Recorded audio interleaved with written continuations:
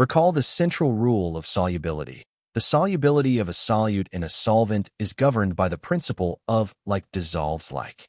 Polar solutes dissolve well in polar solvents, while nonpolar solutes dissolve in nonpolar solvents. Identify the nature of the solvent. Water, H2O, is a highly polar solvent. Its molecules are held together by a strong network of hydrogen bonds, which are exceptionally strong dipole-dipole attractions. Determine the requirements for high solubility in water. For a substance to dissolve significantly in water, the new solute-solvent attractions must be strong enough to overcome the solute-solute and solvent-solvent attractions. The most soluble substances are those that are polar and, ideally, capable of forming hydrogen bonds directly with water molecules. Analyze the molecular structure and polarity of each option. CH4. Methane has a symmetrical tetrahedral geometry.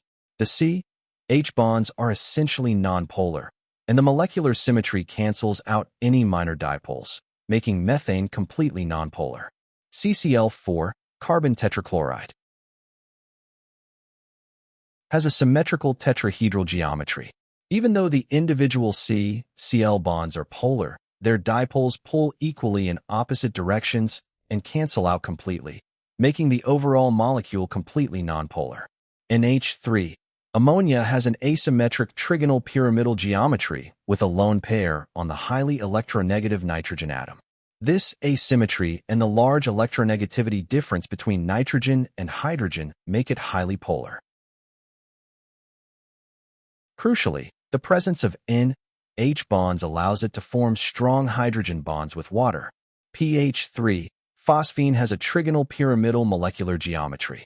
However, phosphorus and hydrogen have nearly identical electronegativities. P equals 2.19, H equals 2.20, making the P-H bonds nonpolar. Additionally, phosphorus is not highly electronegative enough, unlike N, O, or F, to participate in hydrogen bonding.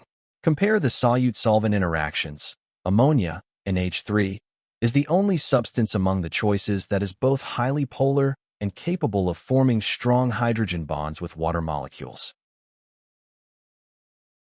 Consequently, it integrates into water's hydrogen bonding network easily, giving it the greatest solubility. This confirms option C as the correct answer. The correct answer is option C, NH3.